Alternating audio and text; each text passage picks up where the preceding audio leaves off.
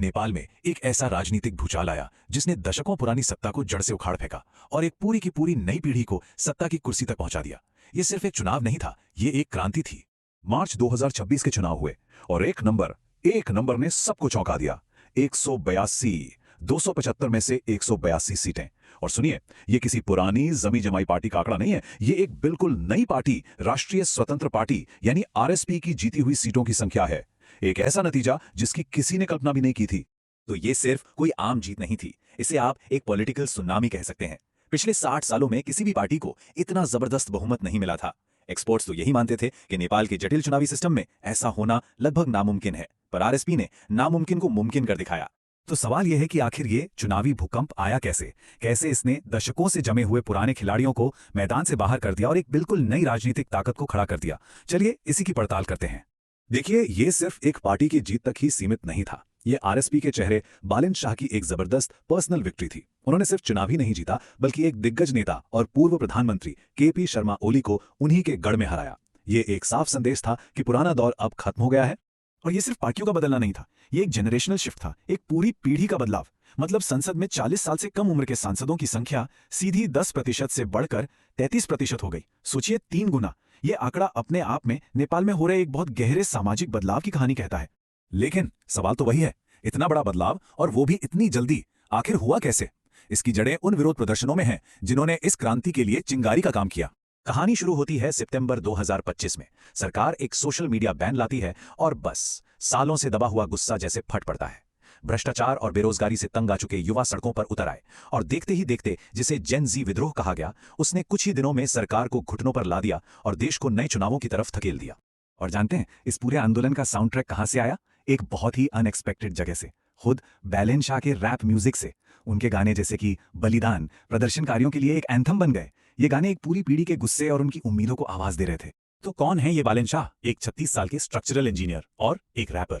एक ऐसा कॉम्बिनेशन जो पारंपरिक राजनीति में तो दूर दूर तक नहीं दिखता और जो अब इस नई राजनीतिक व्यवस्था का सबसे बड़ा चेहरा है। उनका बैकग्राउंड किसी भी पारंपरिक नेता जैसा बिल्कुल नहीं है। वो मधेश से आते हैं, एक ऐसा इलाका जिसे अक्सर नजरअंदाज किया गया। काठमांडू के मेयर बनकर उन्होंने अपनी एक अलग पहचान बनाई, एक ऐसे लीडर की जो सिस्टम को चैलेंज करने से डरता नहीं। और सबसे दिलचस्प बात, जब उन्हें अंतरिम प्रधानमंत्री बनने का मौका मिला तो उन्होंने साफ मना कर दिया। उनका कहना था कि उन्हें सत्ता बंद कमरों के सौदे से नहीं, बल्कि सीधे जनता के जनादेश से चाहिए। लेकिन कहानी में एक ट्विस्ट है। बाहर से जो आरएसपी एक दिखती है, वो अंदर से एक नहीं, बल्कि 3 अलग अलग तरह की ताकतों और सोच का एक जटिल मिश्रण है। इसमें 3 मेन चेहरे हैं और तीनों का स्टाइल बिल्कुल अलग। एक तरफ है खुद बालिन शाह, जो काम और नतीजों पर फोकस करते हैं। फिर आते हैं रवि लामिछाने। इनका स्टाइल है टकराव और पॉलिटिकल ड्रामा, जिससे वो सुर्खियों में रहते हैं। और तीसरे हैं सूदन गुरुंग, जिनकी असली ताकत है सड़क, जमीनी आंदोलन। इन तीनों के बीच का बैलेंस या टकराव, यही नई सरकार का भविष्य तय करेगा। और इतना बड़ा जनादेश मिलने के बाद नई सरकार ने 1 मिनट भी इंतजार नहीं किया। सत्ता में आते ही उन्होंने जो तेजी दिखाई वो देखने लायक थी। उन्होंने बहुत तेजी से और आक्रामक तरीके से काम करना शुरू कर दिया। पहले 72 घंटे एक तूफान की तरह थे। पूर्व प्रधानमंत्री गिरफ्तार, 100 पॉइंट का एक महत्वाकांक्षी सुधार एजेंडा जारी, 3 और पूर्व प्रधानमंत्रियों पर भ्रष्टाचार की जांच शुरू। संदेश बिल्कुल साफ था, अब पुराने तरीके नहीं चलेंगे। और इस नई सरकार के तेवर को नए गृह मंत्री सुधन गुरुंग के एक बयान ने साफ कर दिया। उन्होंने कहा, तुमने गलत पीढ़ी से पंगा लिया है। ये सिर्फ एक बयान नहीं था, ये पुरानी व्यवस्था के लिए एक सीधी चेतावनी थी कि अब खेल के नियम बदल चुके हैं। पर इन हाई प्रोफाइल गिरफ्तारियों ने एक बड़ी बहस भी छेड़ दी है। क्या ये जवाबदेही है, जैसा कि सरकार का कहना है कि वो तो बस एक जांच आयोग की सिफारिशों पर काम कर रही है? या फिर ये राजनीतिक बदला है, जैसा कि आलोचकों को डर है कि इसमें कानूनी प्रक्रिया को नजरअंदाज किया जा रहा है? तो जाहिर है जनता में जबरदस्त उम्मीद है, एक नई सुबह का एहसास है। लेकिन इसी उम्मीद के साथ एक बहुत बड़ा सवाल भी है, क्या ये नई सरकार उन बड़ी बड़ी चुनौतियों का सामना कर पाएगी जो इसके सामने खड़ी हैं? आरएसपी के आर्थिक वादे देखिए, बहुत बड़े हैं। 7% की जीडीपी ग्रोथ, $100 बिलियन की इकोनॉमी और 12 लाख नई नौकरियां। ये सिर्फ वादे नहीं हैं, ये नेपाल के भविष्य के लिए एक बहुत ही महत्वाकांक्षी विजन है। पर सवाल वही है, ये होगा कैसे? और यहीं आरएसपी की मूल विचारधारा पर एक बड़ा सवाल खड़ा होता है।